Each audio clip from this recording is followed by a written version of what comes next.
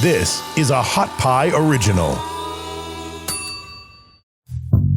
By now, the entire country knows the story of this past weekend. 14 people shot along East 6th Street. Word is now that a 25-year-old man from New York, a tourist from New York, has died. Since the shooting, he's been all over the news and has agreed to take some time to talk. He is the chief of police here in Austin, Joe Chacon. Joe, Chief, can you hear me? I can. Can you hear me all right, Jeff? Yeah, sounds fine. I know it's been an exhausting few days. Thanks for taking the time. First off, what's the update on finding the other shooter? And if you could, describe the shooting itself. Were they shooting at each other? Was it, if you can describe, because I think a lot of people are still confused how it is that so many people were shot if it involved two people. Well, thanks for taking the time on this. We are still actively searching for that second individual. As I had mentioned previously, I feel very good that we are going to get him into custody ultimately. With regard to the shooting, and how it occurred, that's still under investigation. I don't have a real clear picture. We're still working through all of our video sources and everything to determine, but what it certainly looks like initially is that we had two shooters, two different groups that were targeting one another, and these were people that got caught in that crossfire.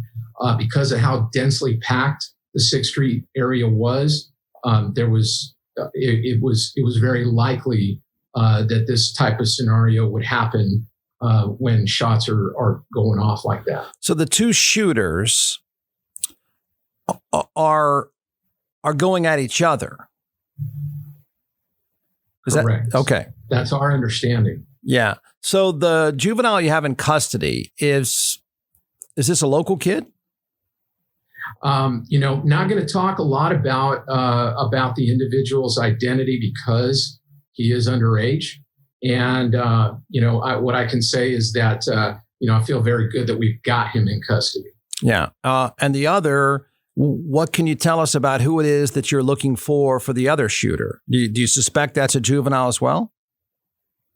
Again, on that second individual, don't think it's a juvenile, but until we have that person positively identified and get that warrant in hand, don't want to put out a ton of information on that either. But your position on finding him hasn't changed. You have a pretty good feeling, who he is and where he is. We have a good feeling that we've got a good, solid investigation going on, and that as we're working through it, we have someone that is coming up and coming into focus as our second individual. And so once that's more firmed up and we get the warrant in place and we get him into custody, we'll be providing that information as quick as we can to the public. In general, Chief, talk about policing East 6th Street. I said before you came on, having been a lifelong Austinite over the past 10 years, it's not for lack of police presence on 6th Street. In fact, I think during your news conference early Saturday morning, you made the point that the police were within the block. It's almost as if you've got East 6th covered. What more can be done, if anything, to make East 6th safer? That's a great question, Jeff. And I think that you hit it right on the head. We've got a lot of officers. The downtown entertainment district is different than any other part of our city because of the dense population of people on certain days at certain hours. We staffed that and had a lot of officers working in the area. I've seen video already of officers that were within probably within yards when the shots began ringing out. But because everything was there were so many people could not make out who the shooters were. And then in the ensuing chaos, they managed to make their way out of there, leaving victims laying on the ground. So, that is something that we constantly are evaluating is how we can make things safer, providing good guidance for people. And, I worry a lot about the gun violence that we're seeing in our city, as we're seeing in other communities as well. It is escalating, and that is something that we're also trying to work on. So you're a pro. What do you make of that? Why the increase in gun violence? I wouldn't say I'm a pro. I would say that I'm practiced, and certainly I think it's something that we are trying to figure out. Why now? Why, coming out of COVID, is that what it is? Is the availability of firearms just more than what it has been over the past few years? I think, it's probably some of both. And we are seeing individuals, we continue to see things like gang crime, crime related to drug trafficking and other things. And with the easier availability of weapons, that just means that the violence is going to be that much more and the injuries are going to be that much more severe. So in the shootout on Saturday morning, no cops, there were no shots fired by a cop, correct? That is correct. And did somebody see the shooters, or did you not know who the shooters were until you were able to see video? That's part of the investigation. I can tell you that none of our officers on scene saw who shot at the time. Otherwise would have put that information out so that others would be able to be on the lookout and try and catch them or catch them themselves. So they didn't see it that morning, but that is what has developed through the investigation and what our investigators have been able to determine. Is 6th Street, has it become unmanageable? We manage it every single weekend. We blockade the streets off with police blockades so that vehicles can't get through there, and we prevent pedestrians from getting hit by cars. We have some pretty robust patrols that manage the entire entertainment district, as well as our mounted patrol is down there and help with that as well. So we have a good number of officers that are down there. I don't want to say that it's out of control or unmanageable, but I think that when we have incidents like this, these type of incidents can be tough to manage. Yeah, right. Because since it was blocked off, so ambulances obviously couldn't. How long did it take them to get onto the street? To get to the actual scene was right around 9 or 10 minutes. That is not because of the barricades. We're able to pull those barricades off pretty quickly, and we do it all the time to get EMS wagons into the downtown area. This was more about crowd size and just the ensuing chaos that occurred right after the shooting occurred. So, I do want to give props to EMS because they did the very best that they could and got there as quickly as they could. But 9 or 10 minutes is an eternity when you have somebody that's bleeding. And our officers were, really did very well with applying the life-saving measures that they've been taught, used all the tools that they had, and in many cases put people into police vehicles and transported them themselves to the hospital. So explain the logic behind blocking the street off and whether or not you revisit that. As you said, we're now back to, I think you even made the statement on early Saturday morning, this is pre-pandemic crowd levels. So I think we all can assume now going forward, the crowds are going to be back the way they were. Explain the logic in blocking the street off every weekend. And if there's another way to do it where you don't have people I'm not going to say trapped, stuck in one street with so many of them, because we're talking about easily 15,000 people or so, right? I don't know what the crowd size, but I can tell you that we get anywhere, upwards of 60, 70,000 people that are in the 6th Street entertainment, not directly on the street, but of course, we have other parts up right off of 6th. We have West 6th, we have East 6th. So it's a big entertainment district. To be clear, the blockades or the barricades that we use are people can easily walk around them. It doesn't trap people into an area. It's designed to keep vehicles out. And to your point, we really need to keep those in place because I am more worried about cars coming through there at high rates of speed with people that have been drinking and who step off of sidewalks into the street, whether that's purposefully or by accident, and might get struck by that vehicle.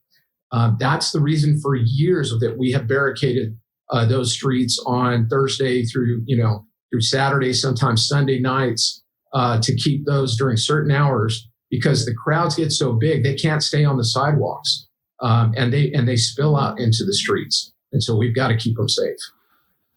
Is there anything bar owners can do to make it safer? I think they do it. They install the security camera systems.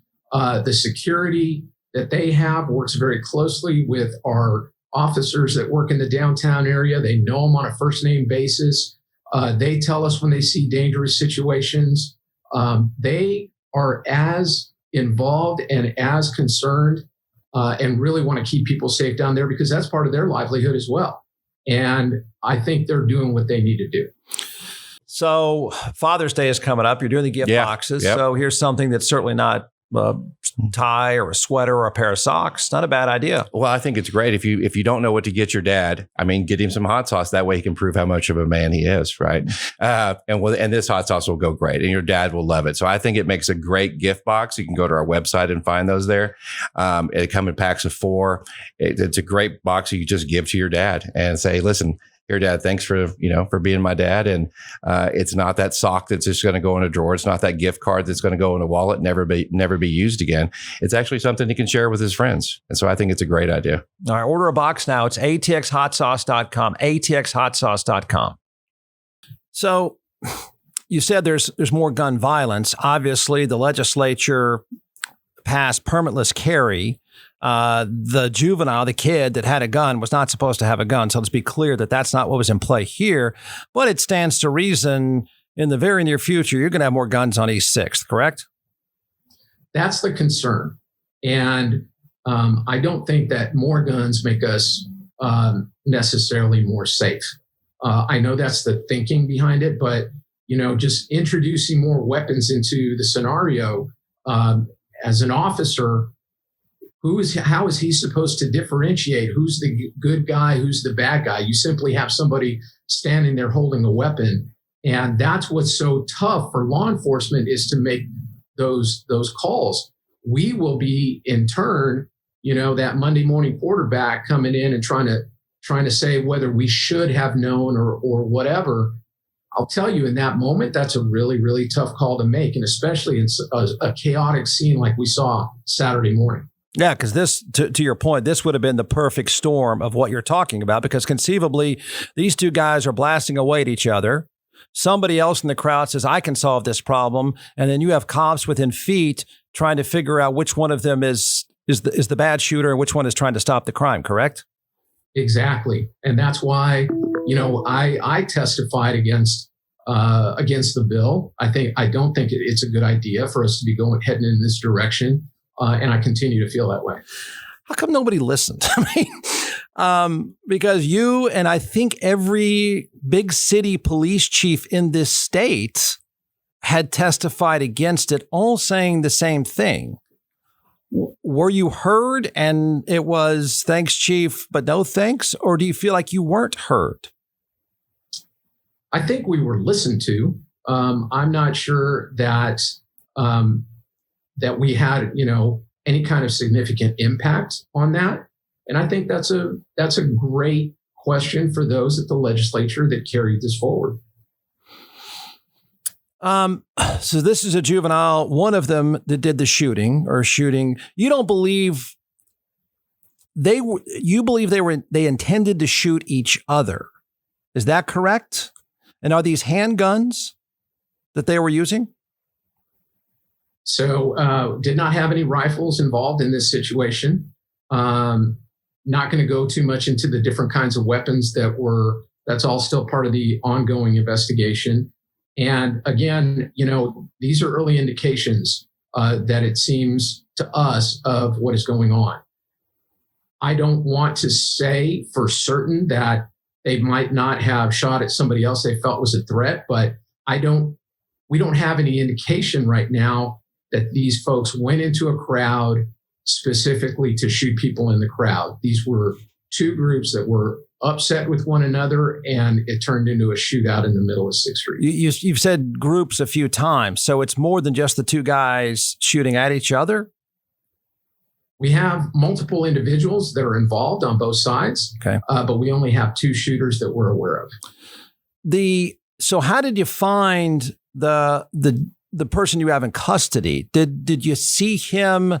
Did a cop see him, or you get a description of him and he was able to sneak away in the crowd, drive away, run away? So how did you find him? Well, like I mentioned earlier, we did not have officers that spotted him on scene.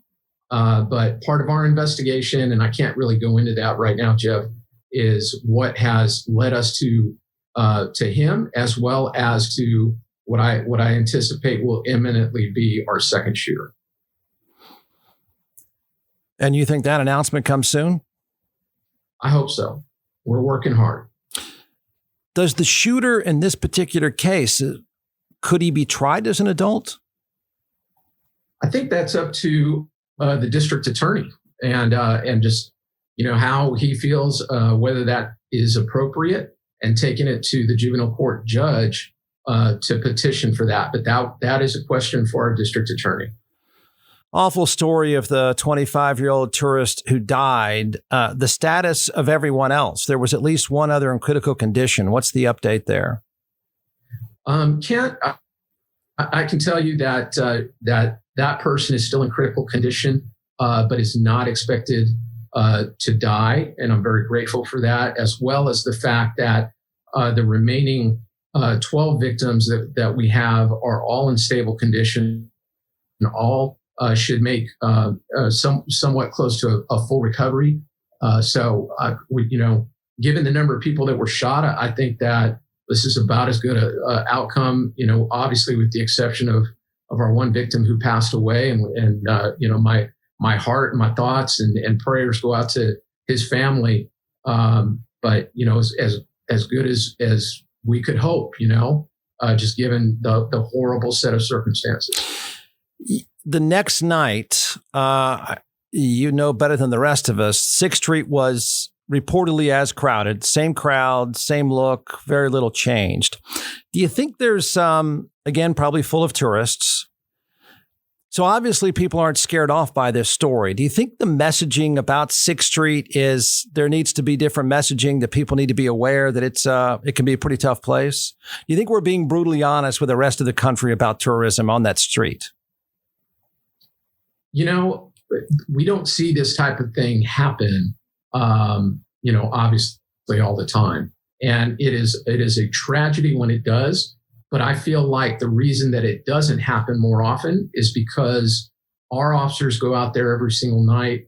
They're providing good police service. They interact with the crowd incredibly. And so they are spreading the safety message as they welcome people to our city and are having these conversations. I think that most folks know what their limits are and are pretty responsible. And for those that don't, we're always looking for ways to get them home safely, or get them, we take them to the sobering center. And in some cases, we have to take them to jail for their own safety if they're publicly intoxicated or something like that. But, I really do feel like the vast majority go out onto 6th Street and other parts of our city and our entertainment district, have a good time, and will never face something like this. So on any given weekend at 1 o'clock or 2 o'clock in the morning, how many cops do you have down there? Well, on the weekends, we staff even more. So on that Friday night going into Saturday morning when this occurred, we had our normal 4 shifts of patrol officers, as well as a flex shift that gets to work some different hours and different days that we put on regular patrol that night. So we had 5 full shifts of officers that were working, in addition to our mounted patrol. So if you count the mounted patrol, that's 6 shifts of officers that we have. That's a lot of officers for the size of area that we're talking about here in the downtown area. And so it's pretty saturated. There's everywhere that you would look, almost every corner, or walking up and down the street, you're going to see officers. But as that night, of course, goes on, and as we get closer to bar closing time, that's when people spill out into the streets, and the streets are just packed. So, yeah. So, I mean, how many is that in gross numbers? Like, how many total cops are we talking about at the time the shooting took place? 100 or 200? It's in the area of 50 to 60 officers. And then, of course, if we have anything that happens that requires more than that, then officers that are working in other parts of the city may have to come down and help, and then, help out with whatever the situation is, and then they can go back to their regular area. But we had a lot of officers working on Friday night. So as you go back and in time, when you analyze this, are you pretty comfortable in saying there's not a heck of a lot more we could have done? I feel that we did all that we could, just knowing that it was going to be a very, we had the regular 6th Street crowd. The Rot Rally was in town, and to be clear, the Rot Rally still has we have no information that it was at all involved in any of this. But it's that many more people that are down there. And so we fully staffed up and had what has on a weekend like this, when we have Rot Rally in past years, we had a comparable number of officers. They were just as vigilant as they've ever been. And from the video that I've seen, you can see officers walking around, scanning the crowds, trying to keep people safe. I'm not sure what else we could have done. Yeah. All right, Chief, thanks for taking the time. Good luck with this. All right. Appreciate it, Jeff.